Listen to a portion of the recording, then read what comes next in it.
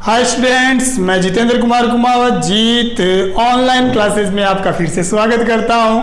आज स्टूडेंट्स की बढ़ती डिमांड को देखते हुए आज हम नेवी एयरफोर्स का एक टॉपिक स्टार्ट करने जा रहे हैं और वो टॉपिक है, उस टॉपिक का नाम क्या है बेटा? सिंटेक्स। कौन सा टॉपिक अपन पढ़ने जा रहे हैं बेटा? आप लोग देखें कौन सा टॉपिक पढ़ने जा रहे हैं। सिंटेक्स नाम का एक टॉपिक अपन पढ़ने जा रहे हैं। सिंटेक्स को ठीक है अदर वर्ड्स में अपन क्या बोल देते हैं बेटा?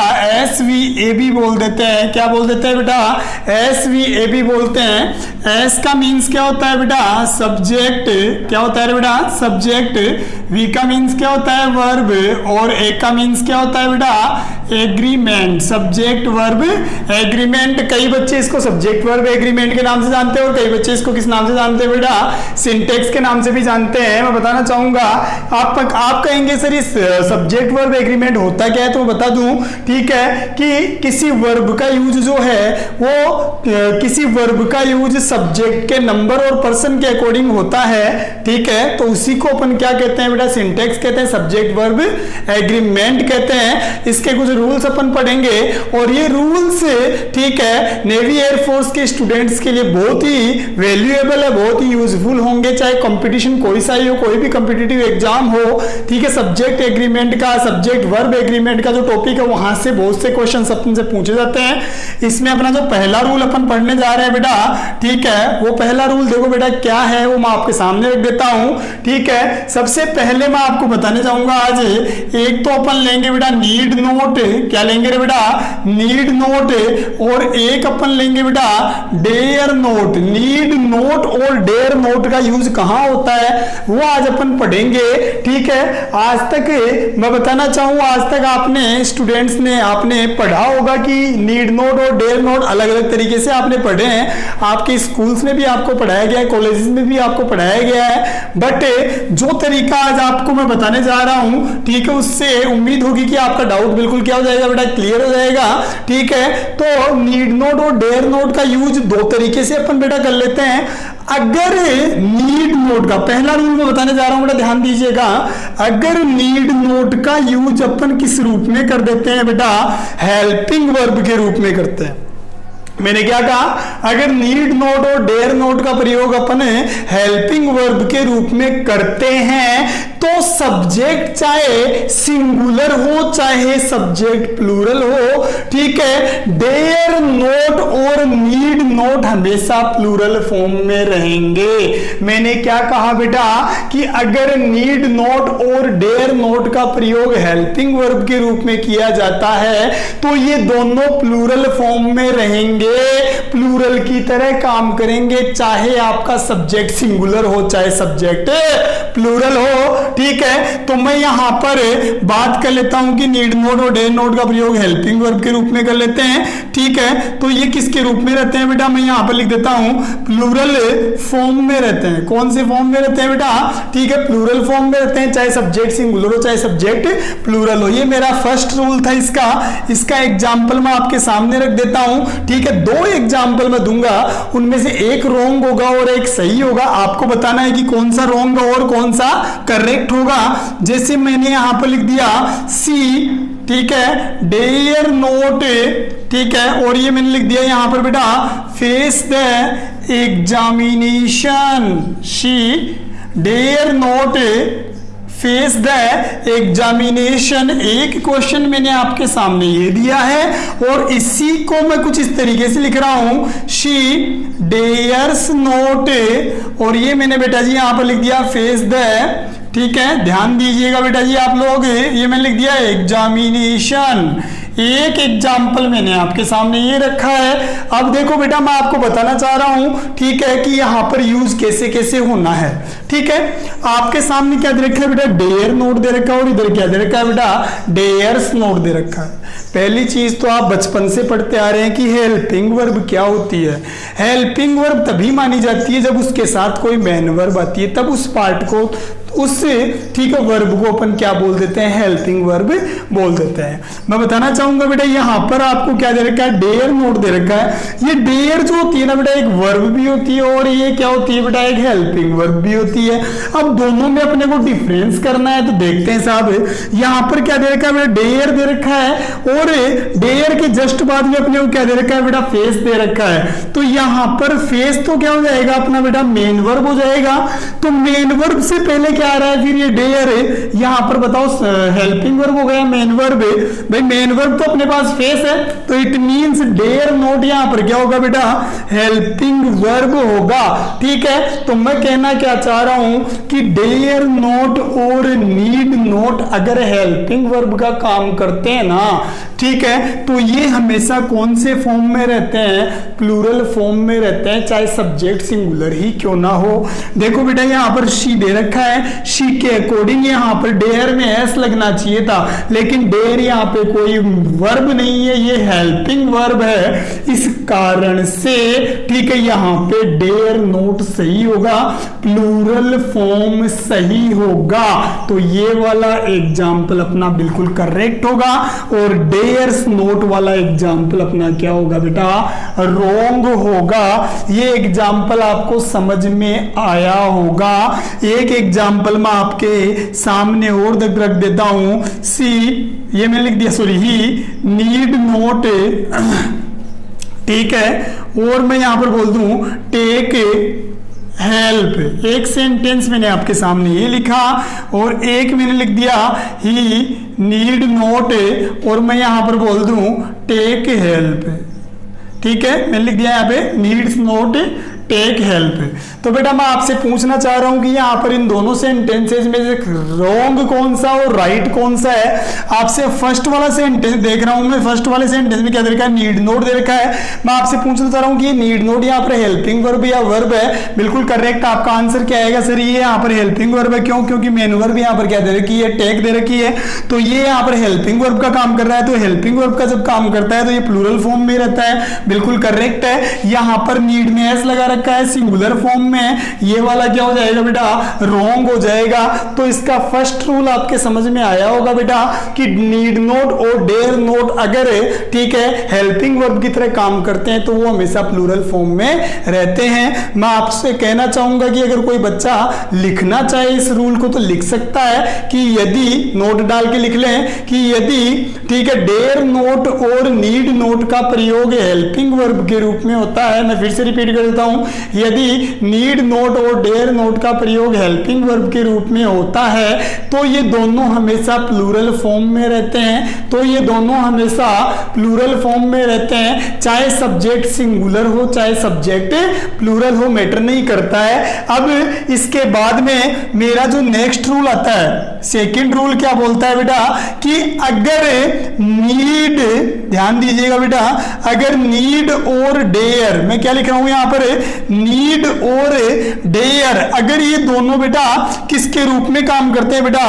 एज ए मेन वर्ब, अगर ये दोनों किसके रूप में काम करते हैं बेटा, मेन वर्ब के रूप में काम कर देते हैं। मैंने क्या कहा, अगर नीड और डेयर मेन वर्ब के रूप में काम करते हैं, ठीक है, तो उस सिचुएशन में ठीक है ये दोनों जो होते हैं ना, ठीक है, वो सिंगुलर, ध्यान दीजिएगा, सिंगुलर और प्लूरल, ठीक है, दोनों ही फॉर्म में क्या करते हैं बेटा, ये काम कर देते हैं। मैंने क्या कहा, ठीक है, सिंगुलर और प्लूरल दोनों ही फॉर्म में क्या करते हैं बेटा, ये काम करते हैं।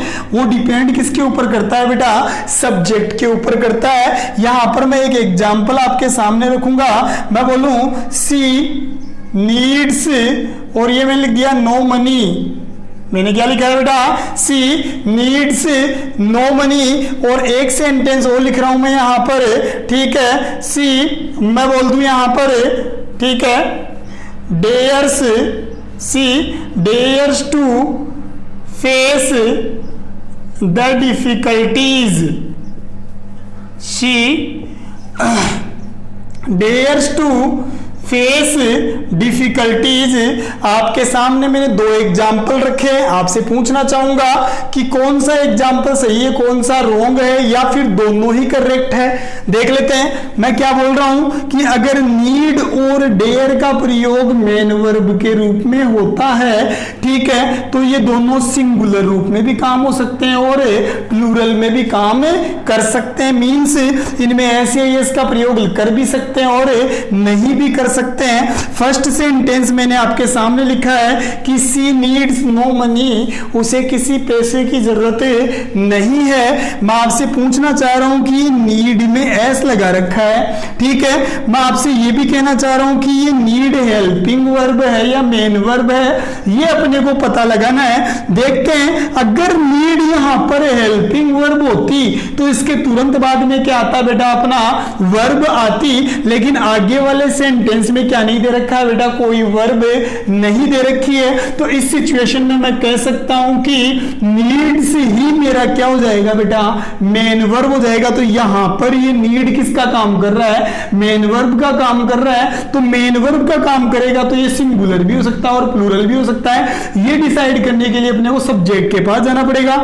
सब्जेक्ट मेरा शी दे रखा है, शी यहां पर सिंगुलर है, इसलिए मैं क्या लगा दूंगा बेटा, एस लगा दूंगा। पहला सेंटेंस मेरा बिल्कुल क्या है बेटा, करेक्ट है, नो डाउट, बिल्कुल करेक्ट होगा। सेकंड सेंटेंस दे रखा है, सेकंड सेंटेंस क्या दे रखा है बेटा, डेयर्स दे रखा है, फिर एस लगा रखा है। एस डेयर में एस लग जाता तो सिंगुलर बन जाता है, आपको पता है। अब अपने को देखना है कि यहाँ पर सिंगुलर होगा या प्लूरल होगा। अब देखते हैं, ये यहाँ पर डेयर जो है वो हेल्पिंग वर्ब है या मेन वर्ब है। कई बच्चे कहेंगे सर ये तो हेल्पिंग वर्ब होगी, क्यों, क्योंकि सर यहाँ पर तो फेस वर्ब दे रखी है। तो मैं उन बच्चों को कहना चाहूंगा कि ये फेस कोई वर्ब नहीं है, ये फेस या फेस जो है वो यहाँ पर इन्फिनिटिव का काम कर रहा है। किसका काम कर रहा है बेटा, इन्फिनिटिव का काम कर रहा है। टू के साथ वर्ब की फर्स्ट फॉर्म आते ही जो नया रूप बनता है वो क्या कहलाता है बेटा, इन्फिनिटिव कहलाता है। तो इन्फिनिटिव यहाँ पर मेन वर्ब का काम नहीं करेगा, तो फिर मेन वर्ब कौन होगी बेटा, अपनी डेयर्स ही यहाँ पर क्या होगी बेटा, मेन वर्ब होगी। तो डेयर्स अगर मेन वर्ब है तो ये सिंगुलर भी हो सकती है और प्लूरल भी हो सकती है। ये डिपेंड किसके ऊपर करेगा बेटा, सब्जेक्ट के ऊपर। सब्जेक्ट यहाँ पर क्या दे रखा है, सी सिंगुलर है तो डेयर में एस या एस लगेगा। तो बिल्कुल सही सेंटेंस है मेरा, ये सेंटेंस भी मेरा क्या होगा बेटा, सही होगा। एक एग्जाम्पल मैं आपके सामने और रखना चाहता हूं।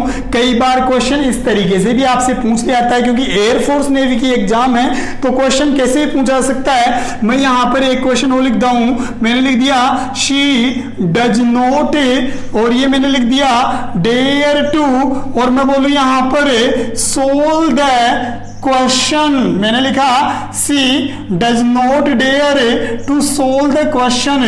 और एक एग्जाम्पल मैंने इसी एग्जाम्पल को कुछ इस तरीके से लिख दिया कि सी डज नॉट डेयर्स, ठीक है, और ये मैंने लिख दिया टू सोल्व द क्वेश्चन। ध्यान दीजिएगा बेटा, इजी वे में समझ में आएगा आप लोगों को, कोई प्रॉब्लम नहीं है। अगर आपने, ठीक है, जितेंद्र जी सर से ये टॉपिक क्लियर नहीं किए तो गारंटी आप कहीं नहीं कर पाएंगे, ठीक है। ध्यान दीजिएगा, यहाँ पर शी दे रखा है, शी अपना सब्जेक्ट हो जाएगा। डज नॉट यहाँ पर क्या है बेटा, हेल्पिंग वर्ब है। तो हेल्पिंग वर्ब के तुरंत बाद में हेल्पिंग वर्ब नहीं आती है, हमेशा क्या आती है बेटा, वर्ब ही आती है।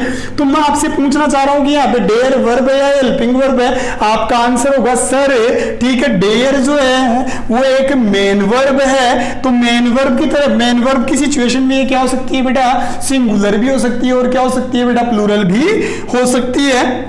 अब कई बच्चे साहब जो एक्स्ट्रा ऑर्डिनरी बच्चे होंगे वो क्या करेंगे, सर यहाँ पर देखो आप डेयर जो है ना, ये सेंटेंस तो सर रॉन्ग होगा। क्यों होगा, क्योंकि सर ये डेयर दे रखा है और डेयर शी के अकॉर्डिंग सर डेयर में एस लगना चाहिए था। लेकिन क्या आपने डू डज के साथ कभी एस या एस का यूज किया है?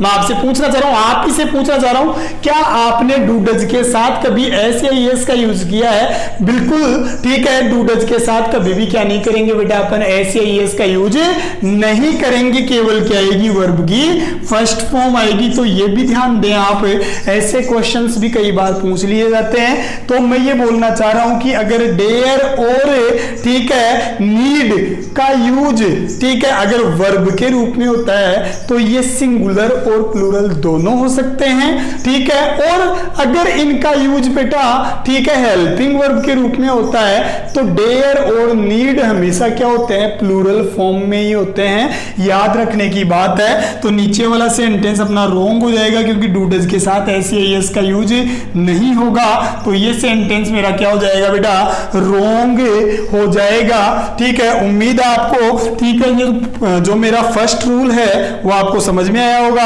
अब मैं सेकंड रूल सिंटेक्स का आपको समझाने जा रहा हूं। सेकंड रूल और भी इजी है बेटा, वो आपको देखने की जरूरत है कि सेकंड रूल जो होता है ना, ठीक है, उसमें कैसे क्या अपन यूजेज कर लेते हैं, ठीक है। तो यहां पर मैंने लिख दिया सेकंड रूल। अब मेरी बात समझना, आपने ऑप्टेटिव सेंटेंसेस का नाम सुना होगा बेटा, सुना होगा आपने, ठीक है, कि अपने जो ऑप्टेटिव सेंटेंसेस होते हैं आपके, ठीक है, सिलेबस में है ऑप्टेटिव सेंटेंसेस। आपने पैसिव वॉइस में भी ऑप्टेटिव सेंटेंसेस पढ़े होंगे, आपने डायरेक्ट इनडायरेक्ट में भी ऑप्टेटिव सेंटेंसेस पढ़े होंगे। ये ऑप्टेटिव सेंटेंसेस जो होते हैं ना, इनको मैं, ठीक है, हिंदी में लिख सकता हूं कामना सूचक, ठीक है, और वाक्य। क्या लिख सकता हूं बेटा, कामना सूचक वाक्य। ऑप्टेटिव सेंटेंसेस जो होते हैं ना बेटा, उसमें किसी व्यक्ति की इच्छा प्रकट की जाती है। क्या की जाती है बेटा, इच्छा प्रकट की जाती है। मैं आपको और बता देना चाहता हूं कि ये सेंटेंसेस मोस्टली स्टार्ट किससे होते हैं बेटा, में से स्टार्ट होते हैं। ये सेंटेंसेस मोस्टली स्टार्ट किससे होते हैं बेटा, में से स्टार्ट होते हैं, ठीक है। लेकिन मैं यहां पर आपको मे वाले सेंटेंस नहीं बताऊंगा क्योंकि मे वाले तो आप इजी वे में कर सकते हैं, ठीक है। कई बार सिचुएशन क्या होती है बेटा कि ऐसे सेंटेंस में से स्टार्ट हो भी जाते हैं और नहीं भी होते हैं। अपन कौन सा वाला पार्ट पढ़ेंगे कि जो सेंटेंस में से स्टार्ट नहीं होते हैं और फिर भी ऑब्जेक्टिव की तरह काम करते हैं, वो सेंटेंसेस अपन पढ़ लेते हैं। ऐसे सेंटेंसेस में एक मार्क और आपको बता देता हूं, ठीक है। ऐसे सेंटेंसेस के लास्ट में आपको क्या दिया हुआ आता है बेटा, एक्सक्लेमेटरी मार्क दिया हुआ आता है। इस सेंटेंस में, ठीक है, कैसे क्या यूज होता है वो अपन देख लेते हैं। तो ऑब्जेक्टिव सेंटेंस तो आपको समझ में आया होगा, ठीक है। अब मैं इसका रूल बनाने जा रहा हूं कि ऑब्जेक्टिव सेंटेंसेस में वर्ब हमेशा क्या रहती है बेटा, प्लूरल रहती है। मैंने क्या कहा बेटा, ऑब्जेक्टिव सेंटेंस में हमेशा प्लूरल वर्ब रहती है। तो यहां पर मैंने लिखा है यूज ओनली, और ये मैंने लिख दिया बेटा प्लूरल वर्ब। ऑब्जेक्टिव सेंटेंस में हमेशा क्या रहेगी बेटा, प्लूरल वर्ब ही रहेगी, चाहे आपका सब्जेक्ट सिंगुलर ही क्यों ना हो। एक एग्जांपल मैं देता हूं, मैंने लिख दिया गॉड सेव द किंग। मैंने क्या लिख दिया रे बेटा, गॉड सेव द किंग। और नेक्स्ट एग्जांपल मैंने आपके सामने लिख दिया बेटा, ठीक है, वो लिखा है मैंने लॉन्ग लिव आवर, और ये मैंने लिख दिया बेटा यहां पर prime minister, long live our prime minister. दो सेंटेंस मैंने आपके सामने दिए हैं, दो एग्जाम्पल आपके सामने मैंने लिखे हैं, और ये दोनों एग्जाम्पल आप इजी वे में सोल्व कर सकते हैं, कोई प्रॉब्लम नहीं आएगी।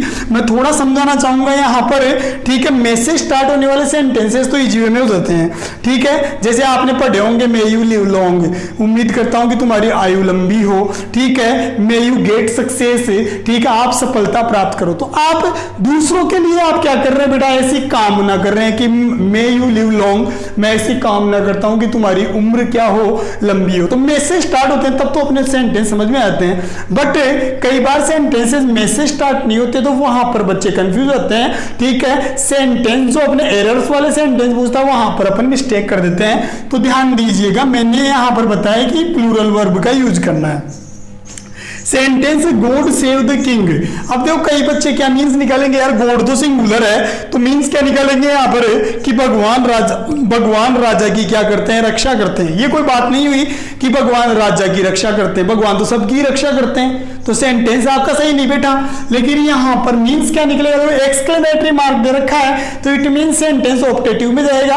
देखना मीन्स क्या निकलेगा, और इसमें देखो आप कामना करते हैं या नहीं करते हैं। मीन्स निकलेगा, ठीक है, कि भगवान भगवान राजा की रक्षा करे, भगवान राजा की रक्षा करे, तो मीन्स क्या निकल रहा है कि मैं कामना करता हूं कि भगवान राजा की क्या करे, रक्षा करे, ऐसी मैं क्या करता हूं, कामना करता हूं। तो यहां पर देखो ऑटोमेटिकली इस सेंटेंस में विश का भाव आ रहा है, विश कामना का भाव आ रहा है। तो इस सिचुएशन में ये सेव जो है ना, ये सेव कौन से फॉर्म में रहेगा बेटा, प्लूरल फॉर्म में रहेगा। कौन से फॉर्म में रहेगा बेटा, प्लूरल फॉर्म में रहेगा, चाहे सब्जेक्ट सिंगुलर ही क्यों ना हो, चाहे सब्जेक्ट सिंगुलर ही क्यों ना हो। ऑप्टेटिव सेंटेंसेस में वर्ब हमेशा प्लूरल फॉर्म में ही रहेगी। यहां पर अपने पास वर्ब दे रखी है लिव, सेंटेंस क्या है, long live our prime minister, हमारे प्राइम मिनिस्टर की उम्र लंबी हो, ऐसी हम क्या करते हैं, कामना करते हैं। बट सेंटेंस में से स्टार्ट नहीं हो रहा, फिर भी इसमें कामना का भाव छिपा हुआ है। लास्ट में इसने एक्सक्लेमेटरी मार्क दे रखा है। अपना सब्जेक्ट क्या है बेटा, ठीक है, prime minister, prime minister singular है, इसके लिए लिव में एस लगना चाहिए था, लेकिन मैंने आपको क्या कहा, ऑप्टेटिव सेंटेंसेस में वर्ब हमेशा प्लूरल फॉर्म में ही रहती है, चाहे सब्जेक्ट सिंगुलर ही क्यों ना हो। तो दोनों सेंटेंस क्या होंगे बेटा, बिल्कुल करेक्ट होंगे। ये सेकंड रूल आपको समझ में आया होगा। अब सिंटेक्स का मेरा जो थर्ड रूल आता है वो भी मैं आपको बता देता हूं, बहुत इजी है थर्ड रूल। थर्ड रूल में कोई प्रॉब्लम नहीं होगी। अगर मैं बोल दूं कि अगर, ठीक है, दो सिंगुलर नाउन, मैंने क्या कहा बेटा, अगर दो सिंगुलर नाउन, ठीक है, मैंने क्या लिखा बेटा, अगर दो सिंगुलर नाउन एंड से जुड़े हों, अगर दो सिंगुलर नाउन एंड से जुड़े हों तो वर्ब हमेशा क्या रहेगी बेटा, ठीक है, प्लूरल रहेगी। वर्ब हमेशा क्या रहेगी बेटा, प्लूरल रहेगी। प्लूरल वर्ब का ही अपन यूज कर लेंगे। ये तो आप बचपन से पढ़ते आ रहे हैं, ठीक है। जैसे मैंने यहाँ पे लिख दिया, एग्जाम्पल दिया आपको, रवि एंड कवि, मैंने क्या लिखा है बेटा, रवि एंड कवि, और मैं बोलूं गुड प्लेयर्स, मैंने क्या लिख दिया बेटा, गुड प्लेयर्स, मैंने लिखा है बेटा रवि एंड कवि गुड प्लेयर्स। और मैंने आपके सामने, ठीक है, दो ऑप्शन दे दिया आपको, एक तो मैंने इज दिया है और नेक्स्ट वन कौन सा दिया है बेटा, मैंने आर दिया है, ठीक है। तो आराम से आप समझ सकते हैं, एक तो इज दिया है और दूसरा कौन सा दिया है बेटा, मैंने आर दिया है। अब ध्यान देने की बात यहाँ पर ये है कि देखो यहाँ पे रवि भी सिंगुलर नाउन है और कवि भी क्या है, सिंगुलर नाउन, और दोनों सिंगुलर नाउन किससे जुड़े हुए हैं बेटा, एंड से जुड़े हुए हैं। तो दोनों क्या हो गए बेटा, प्लूरल हो गए, और दोनों ही क्या है बेटा, गुड प्लेयर्स है, अच्छे प्लेयर्स है। तो बात दोनों की हो रही है। इस सिचुएशन में मैं इज नहीं लूंगा, मैं क्या लूंगा बेटा, आर लूंगा। तो यहां पर आर का यूज क्या होगा बेटा, बिल्कुल करेक्ट होगा। तो मैंने रूल बनाया कि अगर दो सिंगुलर नाउन एंड से जुड़े होते हैं तो वर्ब हमेशा प्लूरल रहती है, ठीक है। मेरा फोर्थ रूल क्या बोलता है, लेकिन अगर दो सिंगुलर नाउन एंड से जुड़े हों, मेरी बात समझ लेना, लेकिन यदि दो सिंगुलर नाउन है, मैंने क्या लगा बेटा, यहाँ पे लिख ही देता हूं मैं रूल, एग्जांपल बनाता हूं, रूल बनाता हूं आपके लिए। लेकिन अगर दो सिंगुलर नाउन, एसएन का मतलब क्या समझेंगे अपन, सिंगुलर नाउन समझ लेंगे। यहां पर भी मैं क्या लिख देता हूं बेटा, एसएन लिख देता हूं, ठीक है। एसएन का मतलब अपन क्या समझ रहे हैं, सिंगुलर नाउन। अगर दो सिंगुलर नाउन एंड से जुड़े हों, ठीक है, और पहले वाले सिंगुलर नाउन से पहले कोई आर्टिकल हो, पहले वाले सिंगुलर नाउन से पहले कोई आर्टिकल हो, या फिर कोई पजेसिव हो, क्या हो बेटा, पजेसिव हो, ठीक है। पजेसिव की बात करूं तो जैसे अपने को दिया हो सकता है माई, ठीक है, योवर, ऐसे अपने को दिया हुआ सकता है ओवर, पजेसिव फॉर्म कुछ दिया हुआ हो। मैंने क्या कहा बेटा कि अगर दो सिंगुलर नाउन एंड से जुड़े हों और पहले वाले सिंगुलर नाउन के ठीक पहले या तो कोई आर्टिकल दिया हुआ हो या फिर कोई पजेसिव दिया हुआ हो, तो इस सिचुएशन में ये दोनों क्या कहलाएंगे बेटा, सिंगुलर कहलाएंगे। तो वर्ब भी क्या होगी बेटा, सिंगुलर होगी, ठीक है। ये रूल आपके क्लियर हुआ होगा। मैं फिर से रिपीट कर रहा हूं, अगर दो सिंगुलर नाउन एंड से जुड़े हों और फर्स्ट सिंगुलर नाउन के ठीक पहले या तो कोई आर्टिकल हो या कोई पजेसिव हो, तो उस सिचुएशन में वर्ब हमेशा क्या रहेगी बेटा, सिंगुलर रहेगी। जैसे मैं एक एग्जांपल देना चाहूंगा, मैंने लिख दिया माई अंकल एंड, और ये मैंने लिख दिया guardian, my uncle and guardian, और मैंने लिख दिया कमिंग, मैंने क्या लिख दिया बेटा, कमिंग हियर। मैंने यहां पर ऑप्शन दे दिया आप लोगों को, इज और आर, दो ऑप्शन मैंने आपको दिए हैं, ध्यान देने की जरूरत है। देखो यहां पर एंड से जुड़े हुए दोनों, एक तो अंकल और एक गार्जियन है, इन दोनों के अकॉर्डिंग देखा जाए तो आर आना चाहिए, क्योंकि ये क्या हो गए, प्लूरल हो गए। लेकिन एंड से पहले जो नाउन दे रखा है ना, उस नाउन से ठीक पहले अपने को क्या दे रखा है बेटा, माई दे रखा है। तो माई एक पजेसिव होता है, माई क्या होता है बेटा, पजेसिव होता है। तो इस सिचुएशन में देखो ये दोनों जो है ना, अंकल और गार्जियन, ये एक ही व्यक्ति है, हमारे अंकल ही, मेरे अंकल ही मेरे क्या है, गार्जियन है। तो ये दोनों एक ही व्यक्ति की ओर इशारा किया जा रहा है। तो इस सिचुएशन में वर्ब क्या रहेगी, सिंगुलर रहेगी। तो यहां पर क्या आ जाएगा बेटा, इज का यूज हो जाएगा। एक सेंटेंस में और लिखता हूं, मैंने लिख दिया, ठीक है, द फादर, मैंने लिखा है द फादर एंड टीचर, मैंने लिखा है बेटा द फादर एंड टीचर, और मैं बोलूं बेटा, ठीक है, ए कार, यहां पर मैंने लिख दिया एक तो हेज, और नेक्स्ट एग्जांपल आपके सामने क्या लिख दिया बेटा, हेव। यहां पर दो मैंने आपको ऑप्शन दिए हैं। देखो यहां पर एंड से पहले एक नाउन है फादर, एंड के बाद में भी एक नाउन है, वो क्या है बेटा, टीचर। दो नाउन एंड से जुड़े हुए हैं, लेकिन पहले वाला जो नाउन है उससे ठीक पहले क्या दे रखा है बेटा, आर्टिकल दे रखा है। एंड क्या होता है बेटा, आर्टिकल होते हैं, आर्टिकल दे रखा है। तो इस सिचुएशन में दोनों एक हो जाएंगे, तो वर्ब भी क्या रहेगी बेटा, सिंगुलर रहेगी। तो अपन किसका यूज कर लेंगे, हैज का यूज कर लेंगे। इसमें बेटा एक्सेप्शंस भी आते हैं, इसमें क्या आते हैं बेटा जी, एक्सेप्शंस भी आते हैं, और वो एक्सेप्शंस क्या होते हैं वो अपन देख लेते हैं। अब की बार जो मेरा नेक्स्ट रूल होगा, पांचवा रूल होगा ना, वो क्या बोलेगा कि अगर दो सिंगुलर नाउन, एसएन को मैं क्या बोल रहा हूं बेटा, सिंगुलर नाउन बोल रहा हूं, कि अगर दो सिंगुलर नाउन, मैंने क्या लिखा बेटा, अगर दो सिंगुलर नाउन एंड से जुड़े हो और दोनों से पहले ही या तो कोई आर्टिकल दिया हुआ हो या कोई पजेसिव दिया हुआ हो, दोनों से पहले ही या तो कोई आर्टिकल दिया हुआ हो या कोई पजेसिव दिया हुआ हो, ठीक है। तो उस सिचुएशन में, ठीक है, वर्ब हमेशा क्या रहेगी बेटा, प्लूरल रहेगी। अभी तक अपन ने पढ़ा था कि दो सिंगुलर नाउन एंड से जुड़ रहे थे, और पहले वाले नाउन से ठीक पहले आर्टिकल और पजेसिव आ रहा था, और दूसरे वाले के बाद में नहीं, पहले नहीं आ रहा था। लेकिन अब की बार दोनों तरफ आर्टिकल या दोनों तरफ पजेसिव आ जाए, तो उस सिचुएशन में वर्ब क्या हो जाएगी, प्लूरल हो जाएगी। तो मतलब ये दोनों व्यक्ति क्या हो जाएंगे, अलग अलग हो जाएंगे। तो मैंने एक एग्जाम्पल आपके सामने रखा, और वो एग्जाम्पल क्या रखा मैंने, देखना बेटा, मैंने लिख दिया माई अंकल एंड, और ये मैंने लिख दिया माई गार्जियन, ध्यान दीजिएगा, ठीक है। और मैं बोलूं कमिंग, कोई सेंटेंस फिर लिखा है मैंने हियर, ठीक है, और वही आपको एग्जाम्पल दे रहा हूं, इज और आर। देखो यहां पर ये का ये एग्जाम्पल अपन ने पहले भी देखा था, माई अंकल एंड गार्जियन।